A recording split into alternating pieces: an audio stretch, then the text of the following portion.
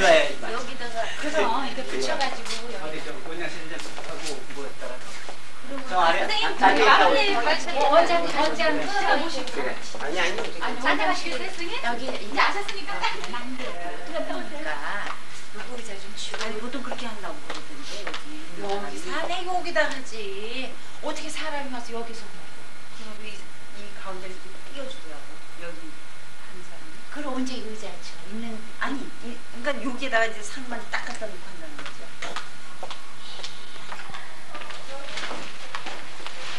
프로그램하고 보냈는데 예. 추모 공연이라고 그랬대. 추모 공연이라고 했어요. 모임. 추모 모임이요. 모임이라고. 네. 요거 한 마이크가 하나 우리가 네, 괜찮아요, 아유, 선생님. 아유, 이게 그럼요. 공연이죠. 우리 선생님 또 비디오로 공연을 보는 거니까 괜찮아요. 근데 일이 중복되어가지고 우리는 미리 예. 나가시면 안 계시네요. 아니, 와서 여기 해주시는데. 가야 돼. 예. 우리 또 행사가 질려가지고 무슨 행사세요, 선생님? 병창 연구해서 하고 또 이제 부가협회 대회가 있고 또 입시가 있고 해가지고 거기도 바쁘신데 이렇게 그냥 참석해 주시고. 뭐지 그래서 누구라도 예. 외국 가야 돼. 너무 감사합니다. 감사합니다. 아니 나는 공연인데 아니 좋아요, 선생님. 오히려 이렇게 해주시고.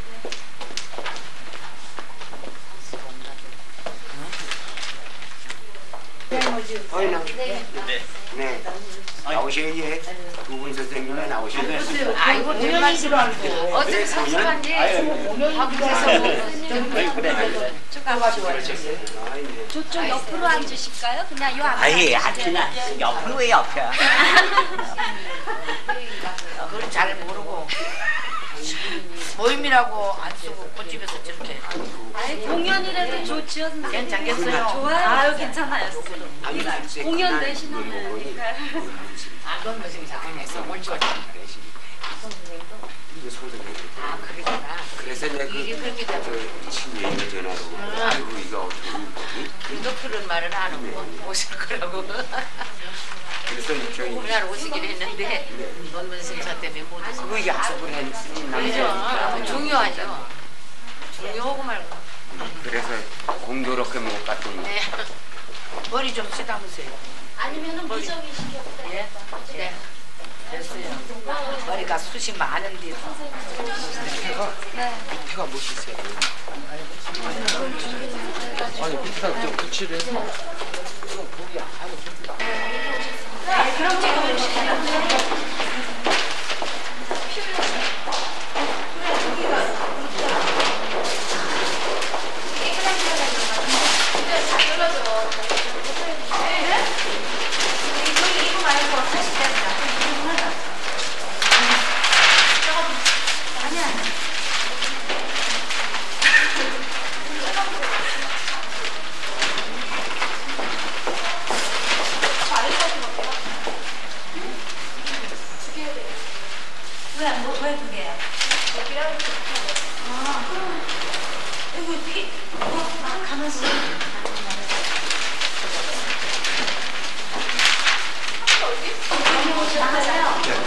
나중에 얘기 들어야 축하드려요. 모양도 달라졌어. 들어가서 앉으세요. 예, 여기 그러세요. 아이고 너무 일찍 왔나 봐요. 예. 식당 넘으면 아니 오시라고 미리 정각 3시 시작이죠. 네. 정각 3시. 아이고 오셨어요. 별일 없으셨어요? 여기서 만났어. 들어갔어요. 그래. 저번 이름 참여를 해서. 이선생님. 와야지. 지난번 서대로 못 만났네. 언제? 저기 일본에 목요일 가셨어요. 방문에 8년에서. 근데 내일 오셨고. 갔었는데 다 만났는데. 들어가서 앉으세요. 서 선생님 모임이 있는데 여기서. 그래요? 네. 오시겠죠 뭐. 네. 들어가세요. 네. 자,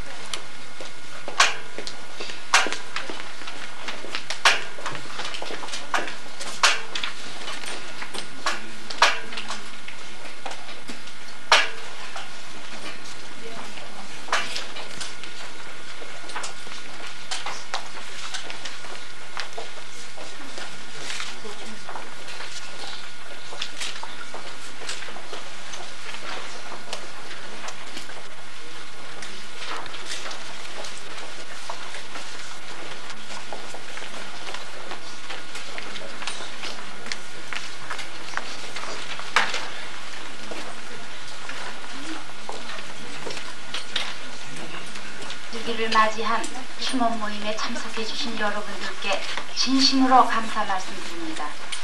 한영숙 승무 보존회는 무형문화재 제27호 승무를 한영숙 선생님으로부터 이수받은 이수자들로 구성된 모임입니다.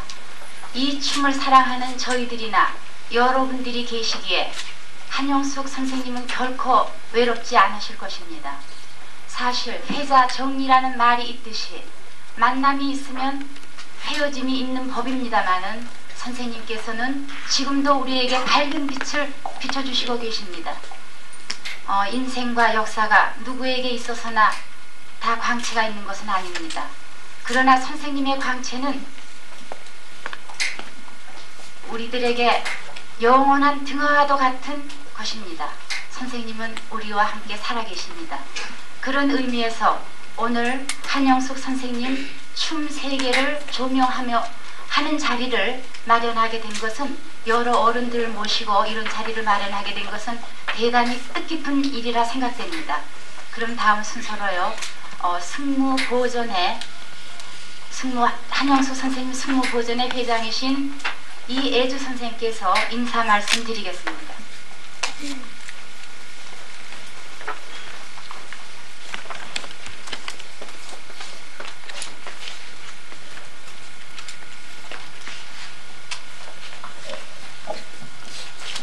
네, 안녕하십니까. 저 바쁘신데도 불구하고 이렇게 선생님 2주기를 맞이하여 참석해 주신 여러 선생님들께 우선 감사의 말씀을 드리겠습니다. 저희 선생님은 아시겠지만 그 생전에 저희들한테 항상 하신 말씀이 있어요. 계속 쳐라. 그것도 한 가지를 계속 쳐라 하는 말씀을 항상 하셨거든요. 근데 그 당시는 그 말씀이 잘 저희 가슴에 와닿지 않고 실천도 제대로 못했어요. 근데 2주기를 맞는 지금 그 깊은 춤의 철학이 뼛속까지 빗속까지 스며들어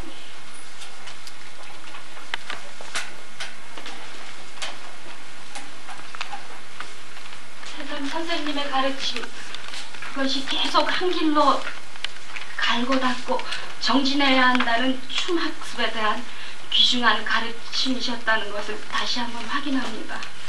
특히 엄청난 많은 일들이 벌어지고 있는 이 즈음 선생님의 춤의 정신은 정말 소중하고 현실에 대한 재창조의 길이라 생각되어집니다. 그럴 때 춤의 본뜻이 그대로 우리의 삶과 직결되고 이어지며 그것이 바로 사람다운 사람이 되게 하는 춤의 역할이라고 보고 저희들은 다시 한번 새삼 가슴속에 새기고 있습니다. 저희들 보존회 회원들은 새삼 다시 다짐합니다. 제대로 이 길을 길고 닦아 뜻을 한 길로 모아 선생님의 춤의 맥을 제대로 이어 후학들에게 전하고 우리 문화 발전에 기여해 조그만 지침돌, 주춧돌이라도 될 것을 다시금 맹세합니다. 끝으로 저희 모임에 기꺼이 참석을 허락해 주신 성경민 선생님, 김천웅 선생님, 강선용 선생님, 정병호 선생님, 구이서 선생님께 깊이 감사드리고요. 또 항상 뒤에서 보살펴 주시는 만정 김소희 선생님, 박기희 선생님, 그리고 저희 지금 이 모임이 있게 해주신 황병렬 사부님께 다시 한번 머리 숙여 감사드립니다. 그리고 이번 행사를 또 뒤에서 많은 후원해 주신 문화재 관리국 또 문화재 연구소 여러 선생님들께 진심으로 감사드립니다. 끝까지 편안히 뜻있는 자리 되기를 같이 해주시기 바라겠습니다. 감사합니다.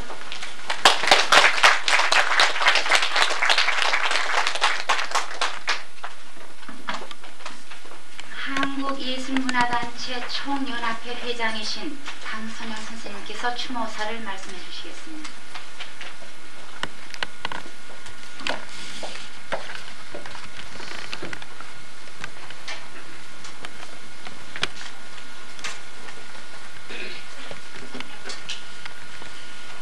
추모사 예청 회장 이전에 한영숙 씨와 저는 형제나 다름없는 사람입니다. 그렇기 때문에 예청회장을 떠나서 동생으로서 추모사를 하겠습니다.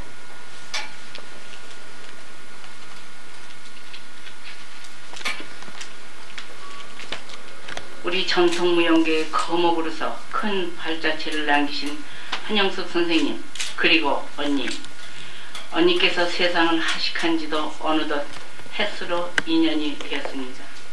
언니가 살아계실 때는 우리가 벌써 6순으로 접어들어 7순을 눈앞에 보게 되면서 세월이 너무 허망하게 빨라지고 있는 것을 탄식하였는데, 언니께서 먼저 가시고 갑자기 그 세월이 더 빨라 달리는 것 같습니다.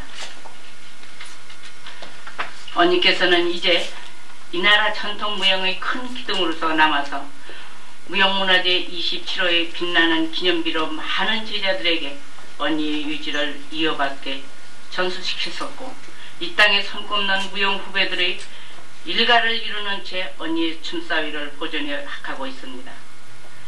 구한말 한국 전통무용의 본산이라고 칭할 수 있는 한성준 선생님의 유일 독보적인 기회와 치열한 예술훈을 전수받게 된 그 10대의 어린 시절부터 언니와 나는 우리 둘만이 아는 혹독하고 쓰라린 단련을 이겨가며 커왔습니다.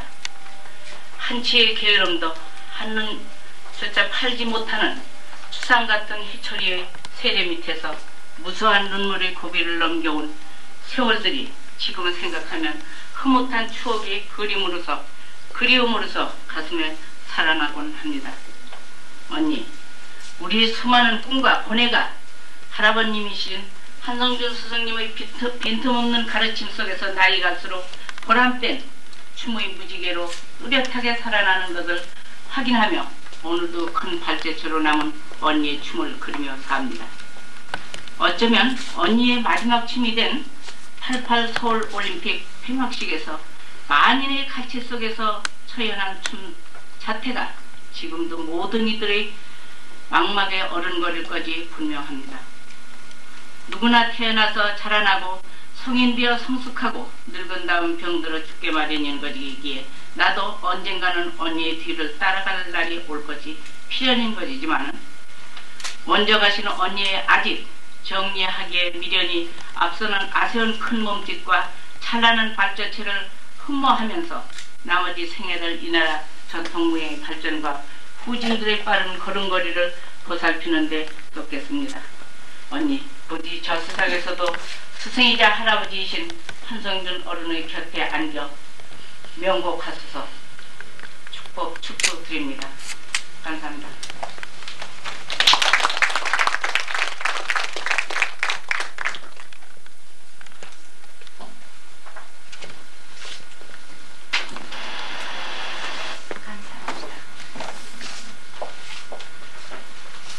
지금으로부터 한영숙 선생님 춤 3개를 조명하는 자리를 마련하겠습니다.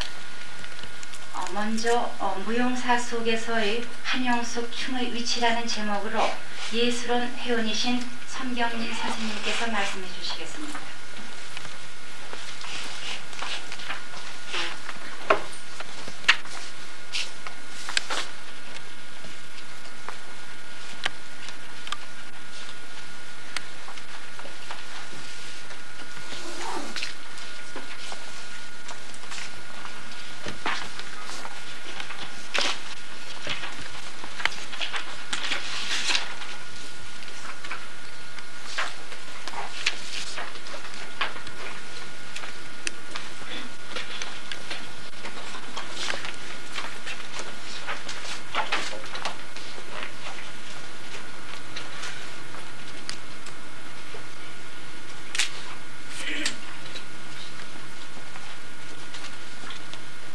여러분이 더 잘 아시듯이 벽사 한영숙 선생은 1920년 10월 18일에 충남 천안에서 태어났습니다. 어머니가 충남 홍성에 사는 아버지 한희종 씨와 결혼했으나 시가에는 이미 다른 부인이 있어서 친정으로 돌아와 있다가 여아로 태어났으니 남다른 선생의 초년 박해이 이로부터 비롯되었는가도 싶습니다. 그러다가 5살인가 홍성군 고되면 후송골 숙부의 집으로 가서 살면서 홍성 한미보통의 학교를 수료한 것이 그의 정규 학력의 전부가 됩니다. 선생의 춤 공부는 13살 서울에 올라와서 시작되었고, 선생은 한성준 할아버지였으니 그의 남다른 자질이며 재능, 여기에 당대 누구 따를 사람이 없은 민속음악, 민속무용의 배가 할아버지로부터의 직접 교도이고 해서 이런 인연은 그야말로 하늘의 섭리인가도 싶어 보입니다. 벽사 한영숙 선생의 무용가로의 입진의 학습, 그리고 화려하고 보람된 출세까지의 배경은 세상이 더 잘하는 것처럼 그의 조부 한성중의 절대한 훈도와 그 여향이었다고 하는 것을 여기 새삼스럽게 말할 수가 없겠습니다. 여기 김천웅 선생께서 서울 600년사에 그 한성준 선생에 대해서 쓰신 기록을 조금 인용하겠습니다.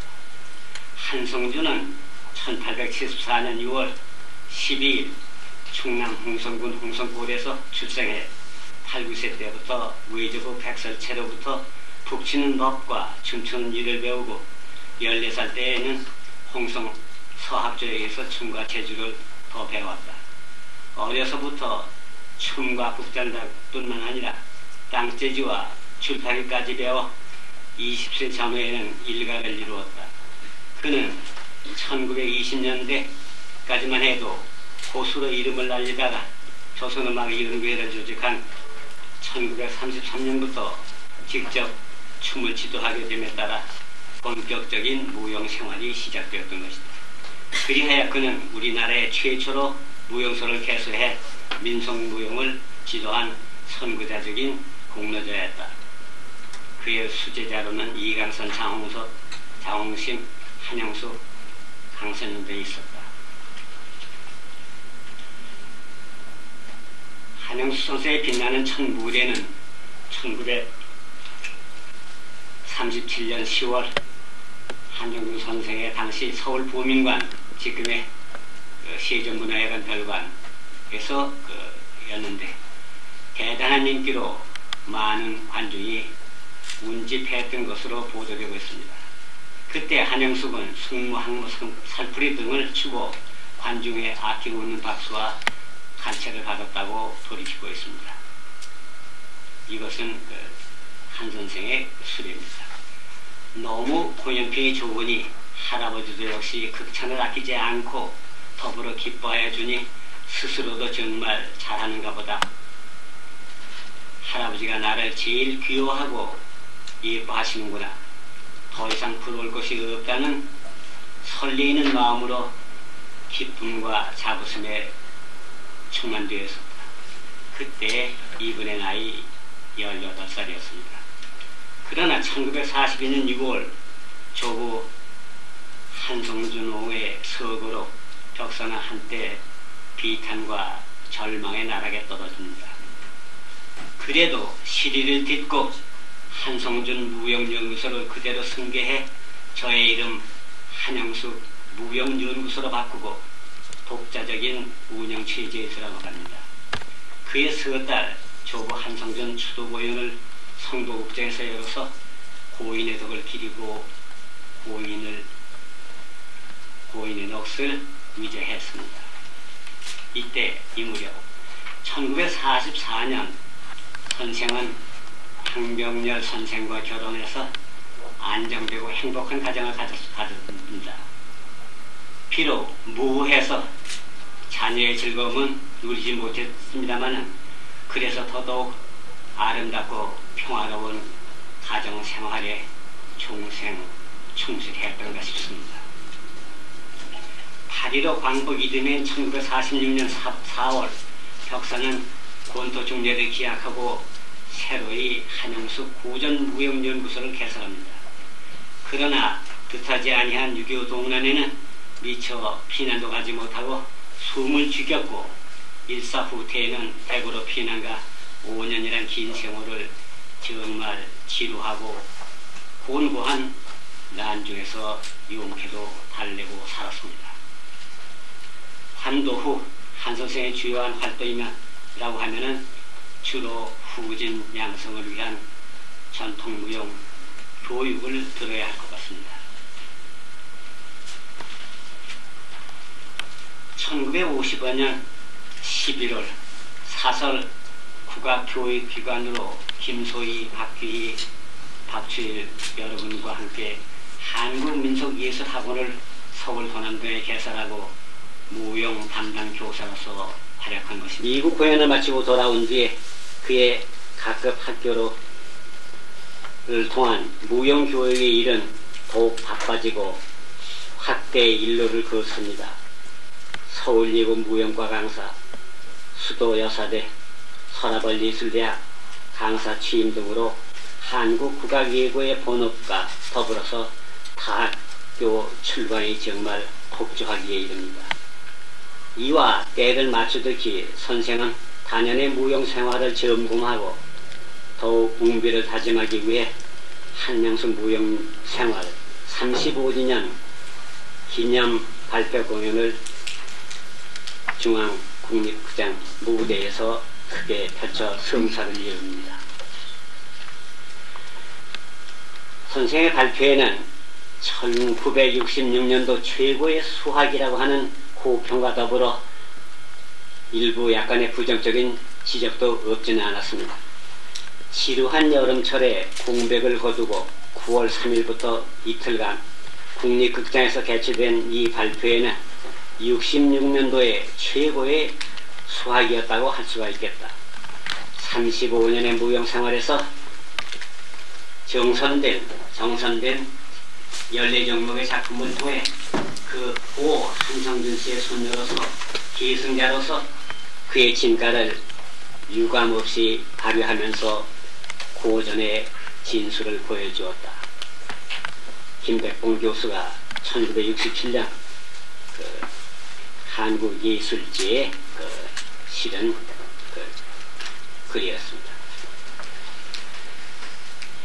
역사가 좁아 한성준 선생으로부터 전수한 민속무용의 가지수가 결코 하나둘이 아니겠습니다만 그 중에도 가장 공들이고 난사판이 높은 예술성의 것에 그리고 그의 장기, 특기로까지 빛나고 있는 것에 그 승무를 따를 것이 사실 없을 것입니다. 그러기에 그가 전통무용으로는 처음으로 보유한 주요 무용문화재 기능 종목이 다름 아닌 승무가 되고 있는 것이 또한 그것을 잘 말해주고 있습니다. 승무는 전날 창우들의 판노름에서 발생해 민간에서 널리 연행되어 온 그야말로 한국 민속무용의 압권이 되고 있습니다. 그런 중에도 한성준 선생은 특히 근대 극장 무대에 승무를 공연한 공이 컸고 한영숙을 비롯하여 많은 제자들에게 이 춤을 가르쳐 그의 이름을 길이 후세에 전할 수가 있게 하였습니다.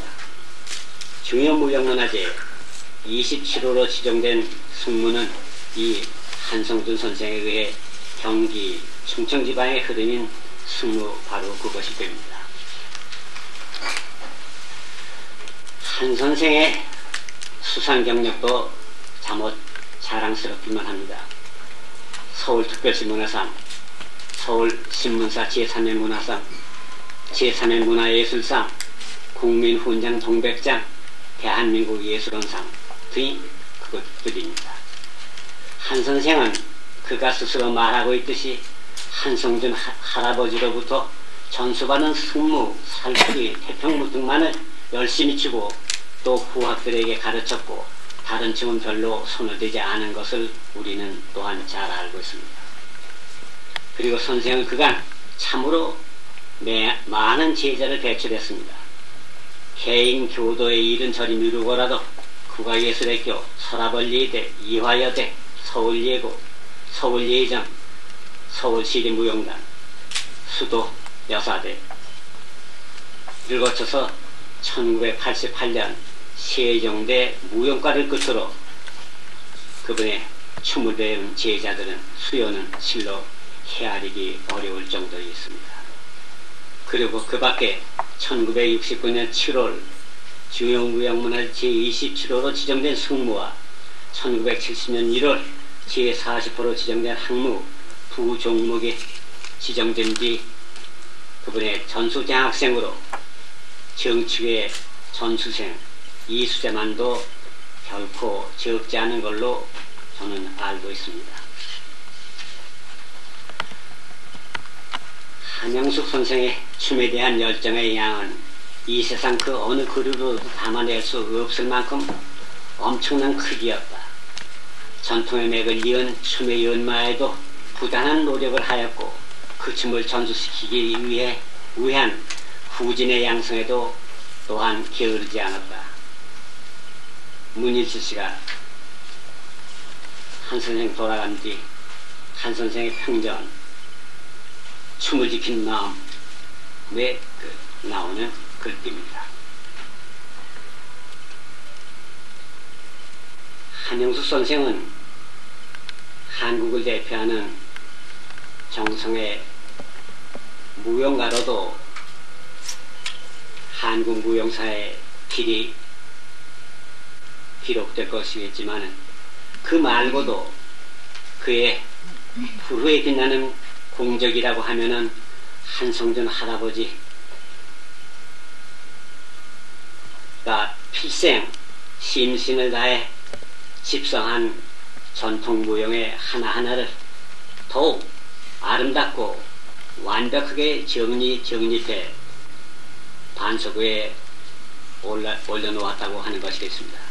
그리고 이것을 영세 전승하도록 훌륭한 많은 제자를 배출한 것에서 찾을 수가 있을 것이라고 저는 굳게 믿고 있는 사람이 하나입니다. 이상입니다. 감사합니다.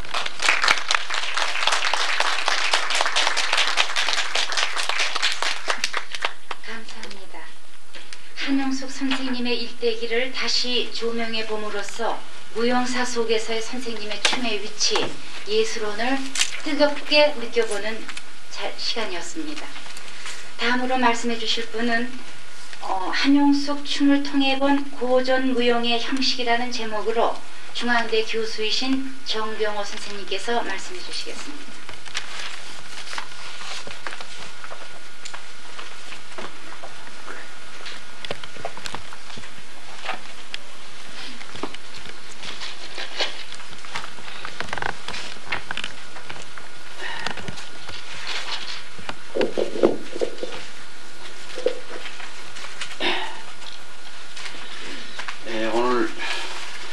선생의 일기를 맞이해서 유대하고도 이 소중한 한영숙의 춤을 이게 고전무용으로서 계승 승화시킴으로써 거기에 따른 후학들의 내지는 오늘날에 이어오는 이 무용계의 인사 및 전문가들에게 저는 이 한영숙의 그 춤을 통해 본 우리나라의 고전무용의 형식이 뭐냐 이런 얘기를 한번 확인하고 짚어보는 것이 유익하지 않을까. 그래서 저는 그런 테마로 정했습니다. 저는 한영숙 선생의 춤을 보면서 항시 느끼는 것은 몇 가지의 감탄과 소중함과 동시에 애석함을 느껴왔습니다. 그건 뭐냐 하면 역시 그 소중한 그 춤이 제대로의 바탕을 갖추지 못한 채 추고 있다고 하는 그런 아쉬움을 가졌습니다. 다시 말하면 우리나라에는 고전 무용을 하는 장소가 없습니다. 서양 극장에서 추고 있죠. 여러분들 잘 아시다시피 일본이라고 하는 나라는 우리 춤에 비해서 훨씬 질적으로나 예술성에 비해서는 뒤져 있습니다. 그럼에도 불구하고 그들은 자그마한 이런 춤을 더욱 빛나게 하기 위해서 소중하게 이걸 가꾸는 방법에 의해서는 우리보다 훨씬 앞서 있는 거죠.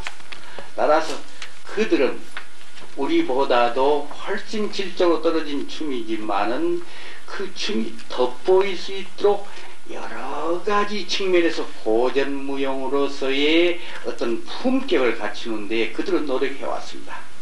그러한 면에서 저는 우리 한국에서 과거에 생존해 계신 이 한영숙 씨의 춤을 보면서 이러한 소중한 춤을 우리는 어떤 방법과 어떤 극장과 어떤 무대에서 어떤 광선을 비치면서 어떤 색깔로 어떤 반주로 추는 것이 가장 이것이 더 돋보일 수 있겠는가 하는 것을 저는 항시 아쉬워하고 또 나름대로 생각해 나왔습니다.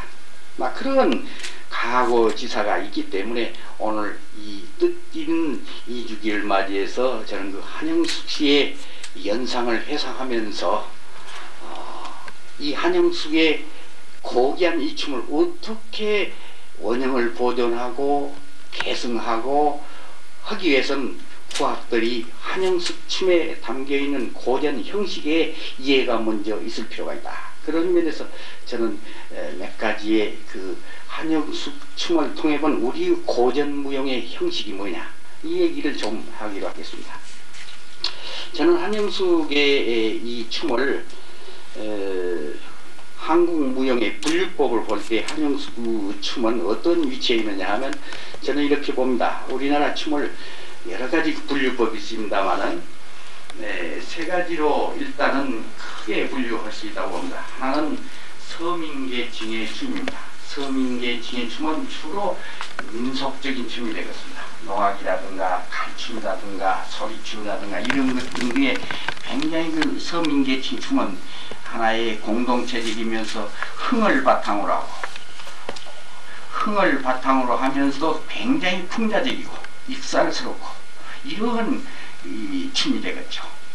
이러한 춤의 유형이 분명히 우리 춤의 모형이라고 할 수 있습니다. 그 다음에는 양방계층이 향유했던 과거의 춤들, 이른바 궁중정제라든가 또는 일무라든가 이러한 것 등은 상당히 그 양방계층이 향유했던 춤이라고 할 수 있습니다. 일무 같은 것은 소위 말하자면 유교 의식에서 추었으니까 이런 그 궁중정제 같은 건 하나 예학적인 도덕, 윤리 이런 걸 겸한 예학적인 기능으로서 궁정에서 일어나는 크다란 축제에서 추었습니다. 따라서 이러한 춤은 상당히 흥과 어떤 그런 그 익살과 풍자와 이런 맛은 없지만 상당히 고귀하고 깨끗하고 우아하고 옥지요 화려하고 이런 춤이 있습니다. 그런데 여기에 또 하나 그 춤이 있으니 그게 뭐냐 하면 바로 제가 지적하고자 하는 한영숙의 춤입니다. 바로 이게 뭐냐 고전무용이죠. 이걸 달로 말하자면 교방무용이죠. 이런 춤들은 옛날 창우들 또는 소립광대들이 창작한 춤입니다. 저는 이 춤을 창작적인 공연예술에 분류를 합니다.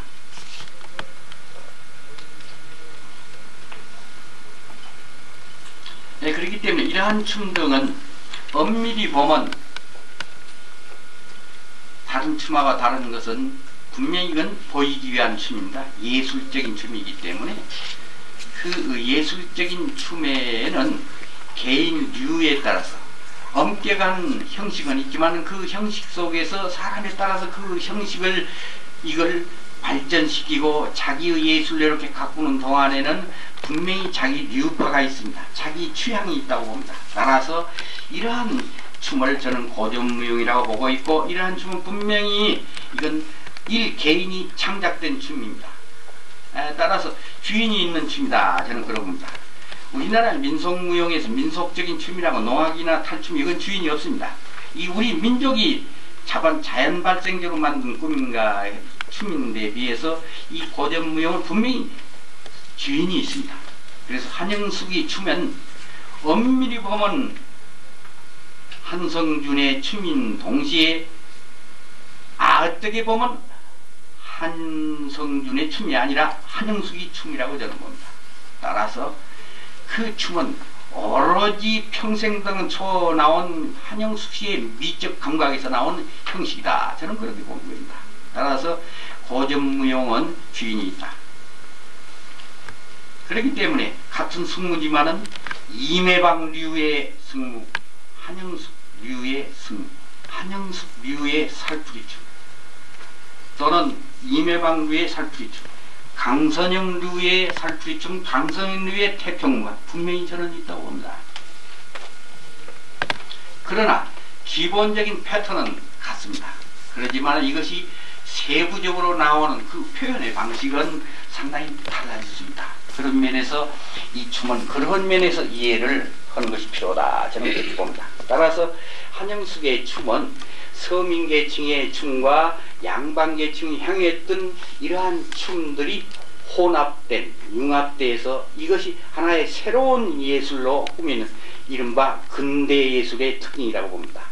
이건 그렇기 때문에 역사적으로 200년 또는 300년 안팎에, 이런 300년, 200년 그 안팎에 하나의 근대 문명의 산물이라고 저는 봅니다. 그래서 이게 그렇게 오래된 것은 아니죠.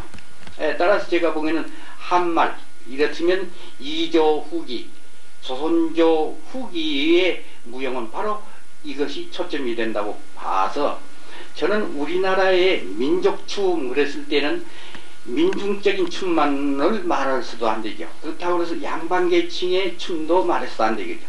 바로 양반계층의 춤과 민중적인 하나의 민속적인 춤하고 합쳐서 하나의 인간적으로 이것을 미화시킨 춤이야말로 한국춤이라고 저는 봅니다. 우리나라에서 자꾸 이 한국무용이라는 걸 남발을 하고 있습니다. 저는 한국무용이라는 말하기를 대단히 저는 꺼려합니다. 그 이유는 뭐냐? 한국무용의 정체가 어디냐? 뭘 한국무용이라는 거냐? 도대체 애국 사람들이 왔을 때 우리 한국춤은 이러이러한 종류가 있습니다 하고 설명하는 상징적인 존재냐? 아니면 한국무용이라는 어떤 형태가 있는 거냐? 이랬을 때 참 고민스럽습니다. 일본인 경우에는 일본 무용이라는 용어는 다른 데 쓰지 않습니다. 오로지 오사시키 무용이라고 합니다. 오사시키 무용. 이건 뭘 말하냐면 우리나라에서 말한 한영숙이 춤과 같은 것입니다. 사랑방에서 자라죠. 일본도 역시 사랑채에서 그 넓은 대골 사랑채에서 하나의 고전무용이 싹틉니다. 그런 면에서 우리하고 똑같은 하나의 시대의 배경을 가지고 있습니다. 따라서 일본 무용 그랬을 때는 류파가 있습니다. 니시카와 류, 누구 류, 야나기다 류 이렇게 류를 가지고 있습니다. 그러면서도 그게 조금씩 다릅니다. 이런 것만이가 일본 무용이라 하지 창작 무용을 일본 무용이라는 용어를 쓰지 않습니다. 우리는 현재 무용을 창작하는 무용을 한국 무용이라고 쓰고 있습니다. 이게 정체가 어디냐? 이게 앞으로 용어사의 문제가 상당히 혼동어리라고 봅니다만 저희가 생각하는 일단 한국 무용은 이른바 한영숙과 같은 그런 고전 무용에 한해서만 저는 한국 무용이라는 용어를 씁니다. 그런 입장에서 한영숙의 춤을 이해해 주면 되겠다. 저는 그렇게 생각합니다. 이 한영숙 춤의 특징은 제가 크게 봐서 세 가지로 이렇게 봐집니다. 하나는 한영숙의 무용은 분명히 공연예술입니다. 공연예술입니다. 상대편 구경하는 사람이 보는 사람이 있고 표현하는 사람이 분리되어 있습니다. 마당놀이는 그렇지 않습니다. 근데 마당놀이가 아닙니다. 이건 분명히 연기 공간이 있고 구경하는 공간이 있습니다. 그런 면에서 공연예술이라는 성격을 띠고 있다. 그 다음에는 형식이 아주 틀이 딱 완벽하게 200년, 300년 동안 이 춤이 자라오는 동안에 격을 갖춥니다. 형식이 뚜렷하게 만들어진 춤입니다. 그런데 그 형식에서 융통성 없이 그저 완벽하게 그대로만 추는 춤이냐? 그렇지 않다고 봅니다. 그런 엄격한 형식 속에서 상당히 자유로움을 누리는, 자유롭게 표현하는 이런 아주 그 예술성을 가지고 있는 형식과 자유가 있는, 자유를 누리는 그런 춤이다. 저는 그렇게 봅니다. 따라서 이러한 춤은 이미 한영숙 씨는 돌아가셨기 때문에 이제는 한영숙의 춤은 분명히 한국 고전무용으로 남게 되리라고 합니다. 그래서 이 자리에 모인 여러분들에게 이 한영숙이 춤은 뭐냐 그래서 고전무용이라고 하는 얘기를 하지 않을 수가 없습니다. 그러면 한영숙의 그 고전적 틀이 무엇이냐 했을 때는 춤추는 장소가 1번은 같은 발상과 같은 방법으로 나왔지만 1번의 고전무용을 했을 때는 무대에서 서양 무대에서 그대로 추지 않습니다. 서양 무대에서 추되 다시 1번 무대를 만듭니다. 그 위에다 이렇게 추고 있습니다. 이렇게 소중하게 완벽한 미학적으로 정리가 되어 있습니다. 우리 춤이 불행히도 한영숙 춤의 그 엄청난 소중하고 유대한 그 예술성 아닌 춤이 거기까지 미화되지는 못했습니다. 이런 미화 작업은 오늘날 남아있는 제자들에서 만들어야 된다고 저는 생각합니다. 따라서 거기에 따른 의미로서 한영숙의 춤파는 어떤 의미냐, 정자 내지는 사랑채, 사랑방과 같은 무대 구조가 돼야 된다고 봅니다. 거기에는 완자무늬도 있어야 되고 뒤에 배경에는 아름다운 확이 있어야 되고 또는 난초가 그려져 있습니다. 1번에는 솔나무로 되어 있습니다. 그리고 1번에도 역시 우리와 똑같이 사랑채로 되어 있습니다. 사랑채가 미화된 무대로 만들고 있습니다. 이것이 오늘날의 가부키 또는 고전무용의 연기 공간은 그런 패턴을 가지고 있습니다. 우리는 서양 무대에다가 서양식 조명을 비추고 있습니다. 한영숙 춤을 추는데 빨간색, 파란색, 마무캐로 막 거기다가 환칠을 합니다. 이건 나는 안 된다고 봅니다. 역시 이것은 광선입니다. 햇빛과 똑같은 광채를 비춰야지 함부로 빨간색, 분홍색 이렇게 색칠을 하는 무용이 아니라고 봅니다. 그런 면에서 나는 한영숙의 고전 향식을 그럼으로써 저는 인정이 해줄 것입니다. 그 다음에는 춤 음악입니다. 이매방 씨 얘기를 들어보면 이매방 씨가 고전무용으로 여러분들이 잘 아십니다. 고전무용가, 명무자 그러지만은 저는 이해하기가 어렵습니다. 그거 뭐냐? 그대로 격식을 못 가지고 있어요. 첫째, 이매방의 승무는 한영숙의 승무의 음악을 쓰고 있습니다. 근데 이매방의 춤의 역사 속에서는 분명히 이매방은 호남의 삼연육박으로 연주해야 됩니다. 근데 이건 경양류로 연주하고 있습니다. 그럼 엄밀히 보면 이건 이미 고전적 향식을 입에했습니다. 그렇기 때문에 그 춤은 고전으로서 엄격하게 인정하기 어렵죠. 막 그런 면에서 음악 하나도 상당히 소중한 역할을 한다. 이게 등한시대에서 되겠느냐? 또 반주자들이 뒤에 앉아서 연주를 하냐, 무대 바깥에서 연주하냐, 옆에서 연주하냐 하는 것도 아직도 정해 있지 않습니다. 근데 1번은 대단합니다. 그거예요. 한치도 여유가 없이 완벽하게 그러한 하나의 상징에서 굉장히 소중히 여깁니다. 우리는 그런 걸 값싸게 넘겨보는 것이다. 이 고전은 보는 자세가 그렇게 안 된다.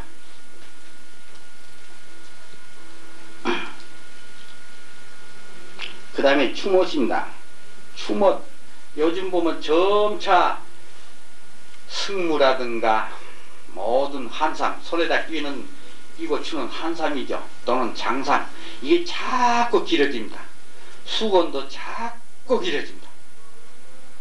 김숙자 씨 인간문화재 되고 나서 더욱 길어집니다. 자꾸 길어지는데 이거 수건을 가지고 돌리는데 마치 운동시합에서 마스케임 하듯이 막 돌려버려요.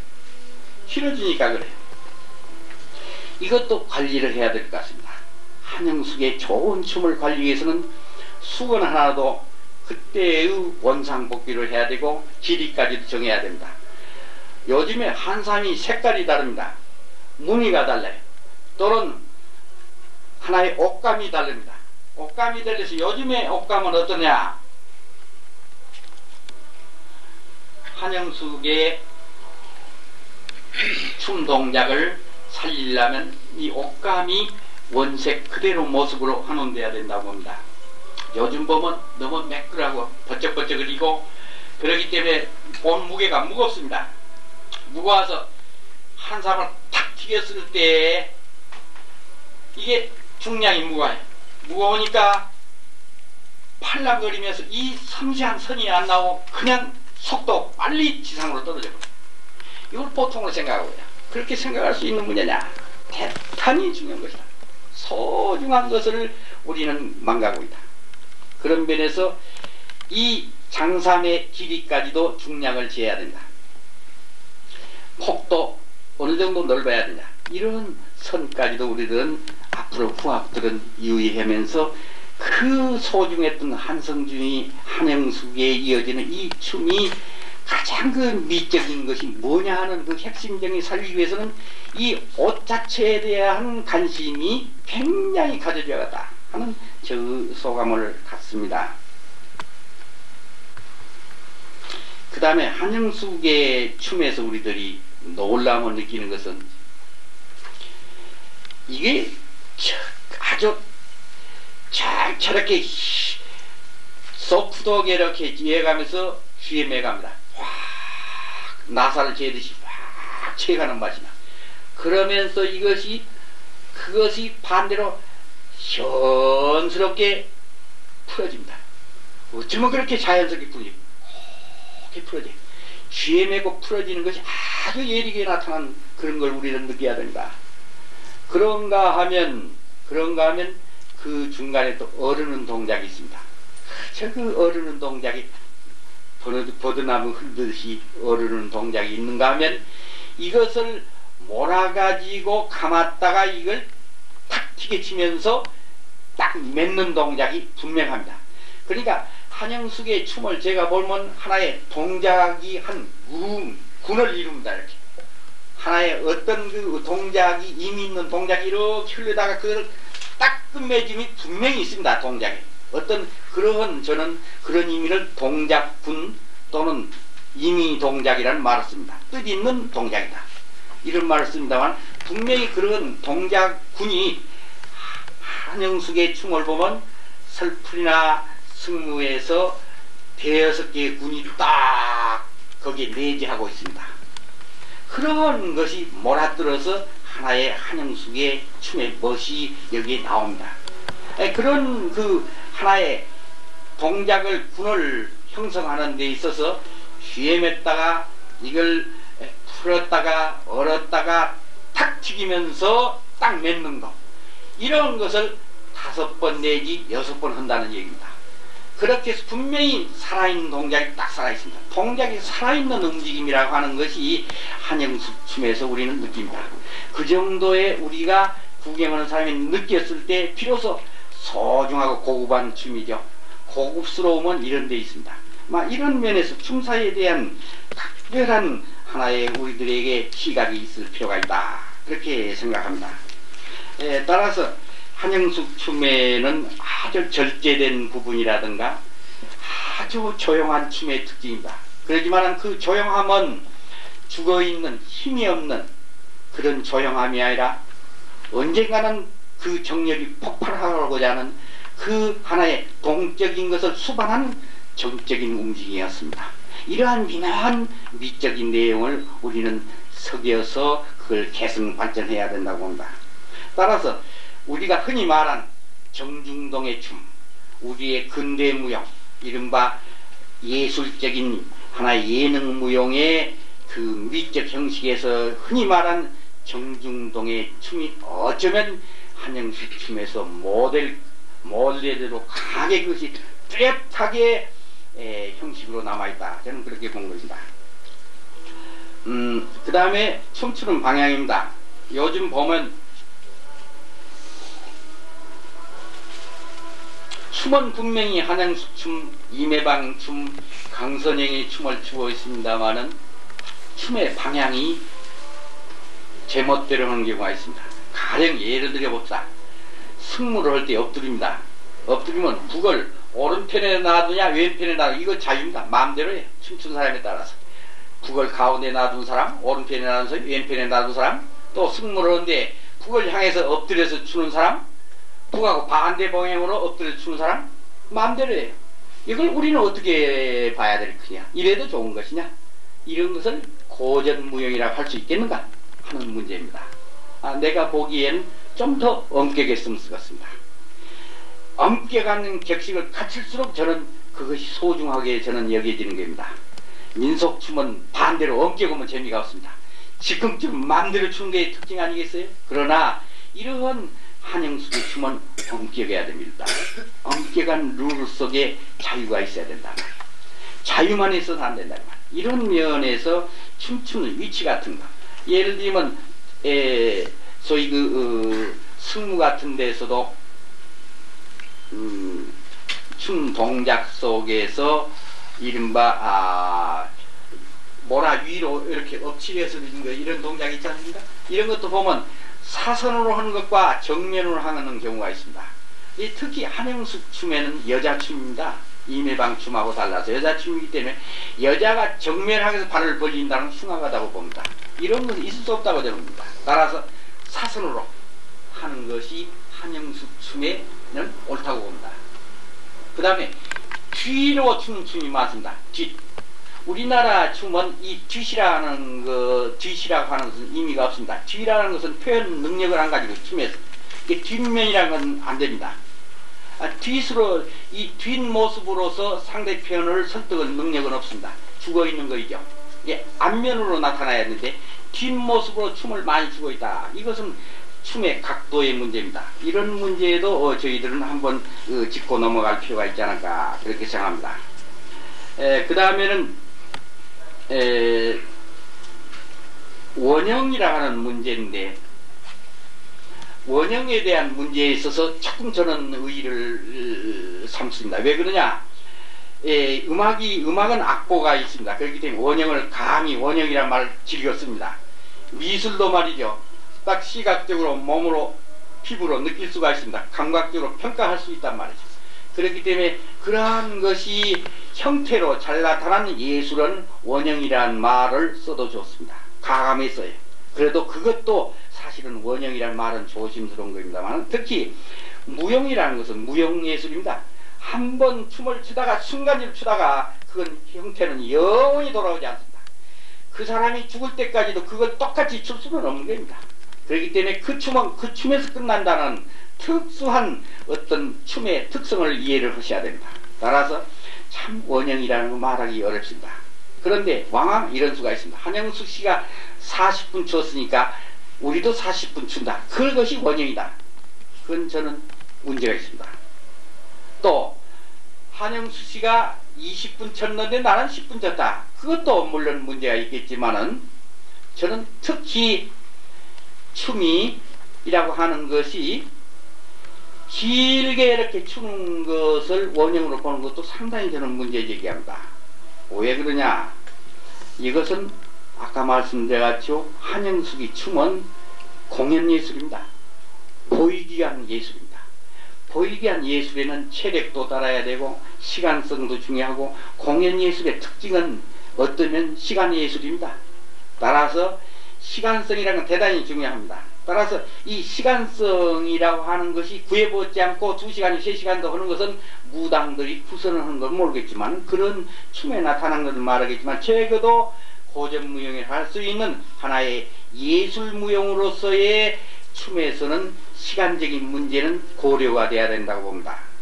어떻게 보면 아까 말씀드려 신이라고 그야말로 흥에 겨웠을 때는 그 춤이 잘 풀렸을 때는 자꾸 반복된 동작을 자꾸 이렇게 변화시키려고 합니다. 심리적으로.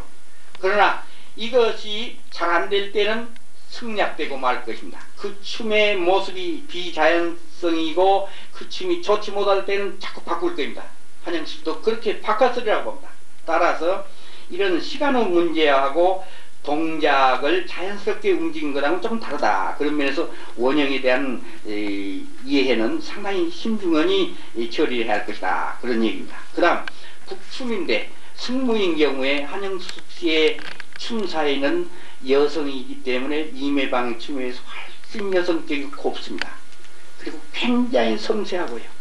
그 다음에 정중동이 뚜렷하고요. 그런 춤인데 동시에 북놀이가 조금 약합니다. 이매방 춤을 보면 북놀이를 하면 뭐 사람들을 막 흥분시켜 버린다. 굉장히 세련된 북놀이가 이루어지죠. 그렇다고 하면 한영숙류의 승무는 그렇다면 원형이 그러니까 그대로 치는 것이냐? 저는 그건 문제가 있다고 봅니다. 역시 후학들은 한영숙 씨보다 더욱 더 북놀이가 더 흥겨웠고 더 정열적이고 더 예술적인 북놀이를 해줌으로써 한영숙이 춘다고 저는 봅니다. 또 그 한영숙의 고전무용은 더 돋보일 것입니다. 그러한 면에서 이 원형성에 대한 문제는 상당히 우리들이 후학들이 연구를 하지 않으면 안 된다. 그런 말씀을 저로서는 드리고 싶은 겁니다. 대체적으로 한영숙 선생을 회상하면서 그분들의 그 춤을 더욱 오늘의 고전무용, 한영숙류의 고전무용을 영구히 이걸 지속하고 그걸 더욱 그런 아름다운 춤을 오늘 현대인에게 보여주기 위해서는 그 춤이 욕되거나 더 비예술적으로 되는 것을 막아야 될 것입니다. 막고 더욱 좋은 춤으로서 만드는 좋은 춤으로서 지탁하고 더 그것이 발전할 수 있도록 하는 것이 바로 한영숙류의 계승하는 가장 중요한 포인트가 거기에 있다고 봅니다. 따라서 그 춤이 한영숙보다도 춤이 더 뒤져있는 춤에 대해서는 보전이 잘못된 정책이다. 그렇게 보고 한영숙 씨의 춤 이상으로 더 훌륭한 예술성을 있는 그런 춤으로 발전시키는 것이 바로 한영숙 씨의 제자들이 하는 그런 분들의 춤이 아닐까. 그렇게 저는 기대하고 바로 한영숙 춤을 그렇게 이해하고 싶습니다. 이상입니다. 감사합니다. 감사합니다.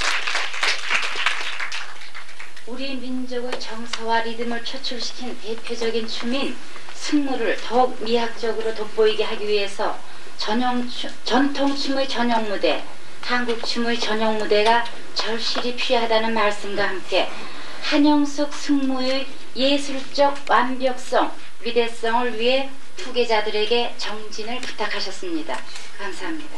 다음으로 말씀해 주실 분은 관객의 입장에서 본 한영숙 춤의 아름다움이라는 제목으로 극작가이신 구이서 선생님께서 말씀해 주시겠습니다.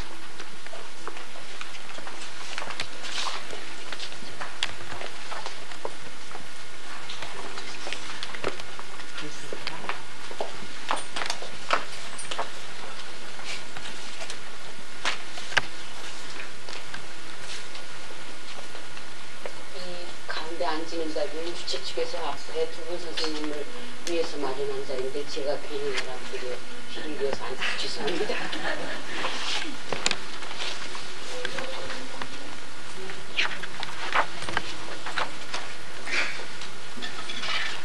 박사 한영숙 선생의 춤의 무대에서 관객은 한국 여인의 어떤 전형적인 모습과 우리 춤의 가장 대표적인 움직임의 아름다움을 만날 수 있었습니다.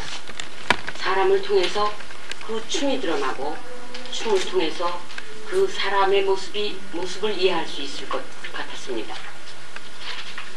저는 관객의 입장에서 그분의 춤을 구경을 했고 취재 기자로서 그분을 만나서 그 춤의 아름다움에 감탄했고 그 사람의 다정함에 감격했습니다. 그리고 학춤, 태평무, 살크리, 승무 등 그분이 일생 가르치시고 많이 추어오신 춤에서 그 춤을 통해서 보여지고 드러나는 그분의 여인으로서의 모습에 상당히 많이 반했었습니다. 제가 그분의 춤에서 가장 대표적인 이 네 개의 춤을 옛 선비들의 정신과 구세의 힘이 표현된 사분자에 비한 것은 바로 그러한 사람과 춤, 몸과 마음, 정신과 재주를 하나의 평면에서 바라보려 했기 때문입니다. 사실 한 선생님의 춤에서 그 사람의 몸과 몸과 마음을 함께 본다는 것은 일부러 그러려고 해서가 아니라 보고 있으면 저절로 한눈에 보이는 모습이었습니다. 저는 그동안 신문이나 책을 통해서 여러 번 한 선생님의 춤을 얘기하면서 사군자의 얘기를 자주 했고, 선생의 항무, 태평무, 살풀이, 승무를 사군자의 매란, 흑죽과 비교하기를 좋아했습니다. 사군자는 선비들의 세계에서 피어난 하나의 예술입니다. 몸과 마음을 닦아 집안을 다스리고 나라와 백성을 위해 일하는 것을 이상으로 삼았던 조선조 선비들이 그들의 인격 도야, 몸을 단정히 하고 마음을 맑게 다스리기 위해 가까이 해왔던 지필무게 예술입니다. 그들은 글을 쓰고 그림을 그렸습니다. 그들은 그들의 정신을 말로 표현하고 그 말을 글로 썼습니다. 그리고 매란 국죽의 4가지 소재를 되풀이해서 그렸습니다. 그러므로 그들이 그린 매란 국죽은 그림이면서 동시에 그들의 마음이고 정신이며 표현이며 그들이 도달한 인격의 수준이었습니다. 그 그림은 예술이면서 곧 사람인 것입니다. 제가 한 선생님의 춤을 사군자에 비한 것은 바로 그런 점 때문입니다. 그분의 춤은 곧 그의 예술이면서 그 사람 자체이기 때문이고 수없이 되풀이되면서 그때마다 그 사람의 가장 솔직한 모습이 드러나는 세계였기 때문입니다. 한 선생이 춤을 사군자에 비해서 썼던 저의 글을 이 자리에서 다시 한번 조금만 생각해 보기로 하겠습니다. 난초와 같은 춤이라고 해서 제가 난초로서 풀어봤습니다. 선생님의 살풀이는 국화에 비해서 여인의 성숙한 아름다움을 보여주는 국화와 비교를 했습니다. 승무는 제가 대나무의 죽에 비해서 그 정신과 형식 또 그 아름다움을 또 대와 같은 뜻으로 보려고 했었습니다. 저는 그저 아름다운 춤, 좋은 춤이라는 막연한 인상으로 한 선생님의 춤을 구경을 했던 시절이 있었고, 그분의 춤이 우리 춤의 어떤 대표적인 모습의 하나라고 제 나름대로 분석을 해가면서 바라본 시기도 있었습니다. 이제는 그 춤에서 그 사람의 모습을 발견하고 그 사람에게서 그 춤의 마음과 모습을 읽을 수 있었다는 어떤 자랑까지도 느끼고 있습니다. 그런 느낌이나 생각은 다른 분들의 얘기나 생각에서도 많은 도움을 받았습니다. 70년대의 어느 날 저는 춤 잡지의 편집인이신 조동아 씨와 무용학자이신 정병호 씨의 얘기를 옆에서 경청할 기회가 있었습니다. 그때 그분들은 한 선생의 춤 사진을 놓고 그 춤에 대한 얘기를 나누고 계셨습니다. 그때 그분들 말씀이 한 선생님의 춤 사위는 한마디 한마디가 모두 완벽한 균형을 갖고 있다는 것이었습니다. 그래서 사진을 찍어놓고 보면 일그러진 사위나 빈틈이 없다는 것이었습니다. 어느 한순간도 흩어지지 않는 춤, 그 춤이 벽사 한용숙 선생의 춤이고 바로 그의 사람이고 그의 얼굴이라는 생각이 그때 들은 그 두 분의 말에서 어떤 신념을 얻어서 이루어졌습니다. 선생님께서 지금은 가셨지만 그 아름답고 예쁜 사람, 그 완벽하고 짜임새 있는 춤이 더욱 그립습니다. 감사합니다.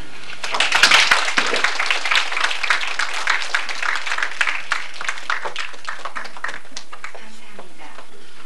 선생님의 춤 세계를 사군자에 비유하시면서 선생님의 인간성, 삶의 모습, 이 모든 것이 춤에 어우러져서 춤 사이에 그 어떤 완벽성이 표출됐다, 이런 말씀이셨습니다. 감사했습니다. 우리가 이 세 분 선생님의 이렇게 말씀을 듣고 선생님 한용숙 선생님의 그 예술 혼을 다시 기려본 그런 자리였었습니다. 다음으로는 그 영상으로 다시 보는 한용숙 춤이라는 그런 제목으로 선생님의 생전의 모습을 이 필름을 통해서 보시겠습니다. 같이 보시니까 김숙현 나는 20년 아직 안 됐어요.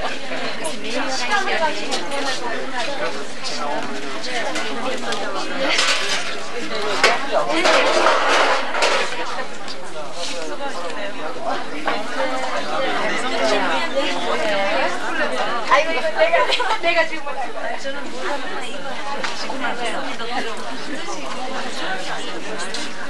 머리를 눈 잘랐거든요.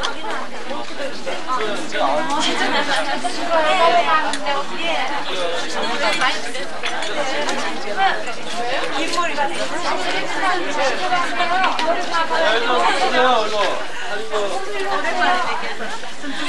네가 안 먹으니까 회장님 어디가 였어?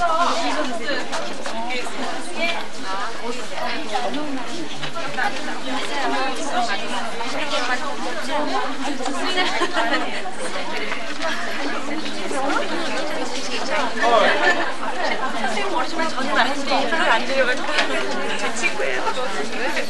엄마가 하늘이고 엄마가 무용수 네네 저희 어머니 앞에 많이 갔는데 달라져가지고 좀 어디 학교에 있어요? 아니 저 학교 안 나요. 대학원 저도 잘안 되네요. 맛있는 음식 많이 맛있게 선생님 하나만 선생님이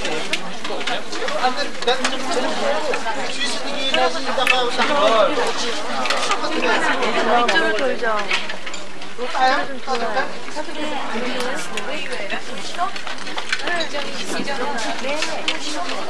어머, 연기님 오랜만이에요.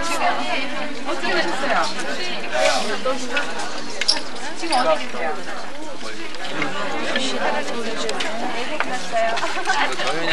정말이에요?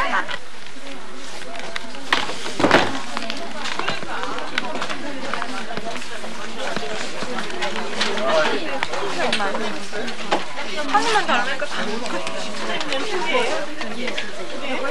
혼자 제가 해야 되는데 이쪽으로 와.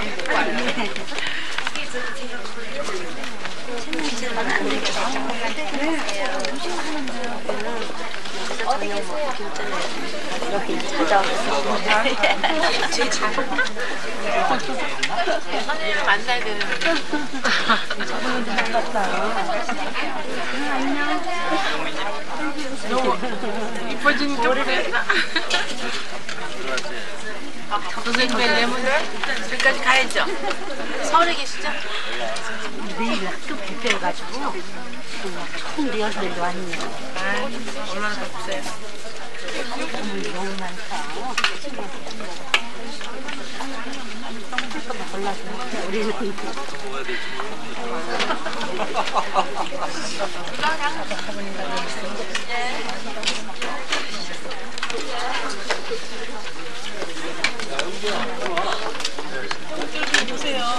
돌아야 되는 거야 이거? 애기들 보는 기회가 많지 않죠. 내일 가시니까.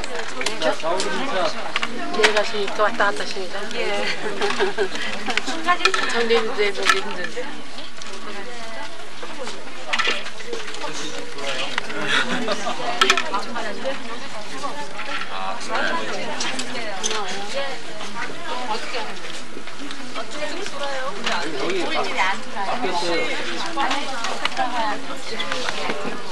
가는 길에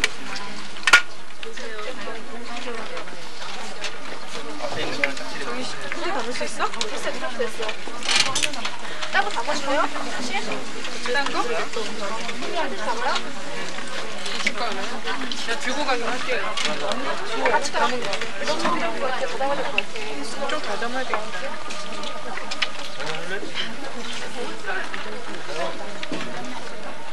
거기 앉으라니까? 네?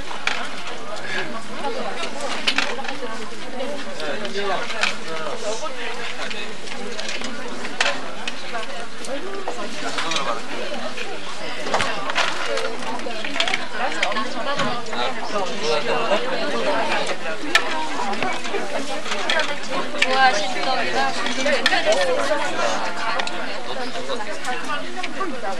오늘 늦게 오셨어요? 수아나.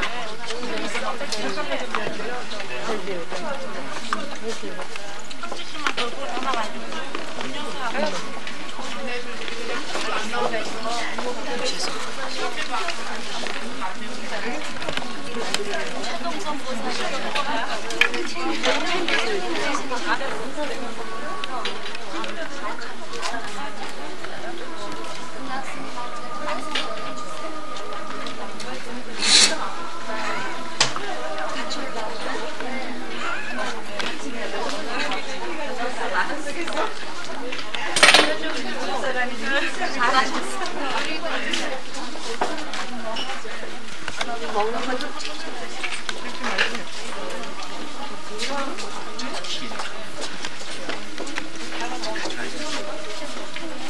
난 제일 잘 저질렀어.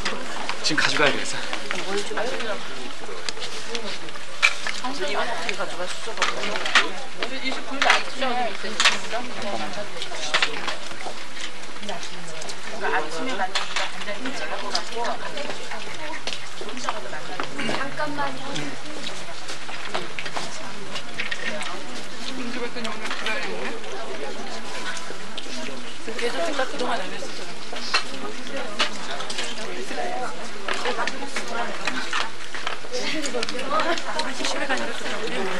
머리가 달라져. 뭐였어? 하나만 먹었는데. 반말 안 해. 반말 안 해. 여수에서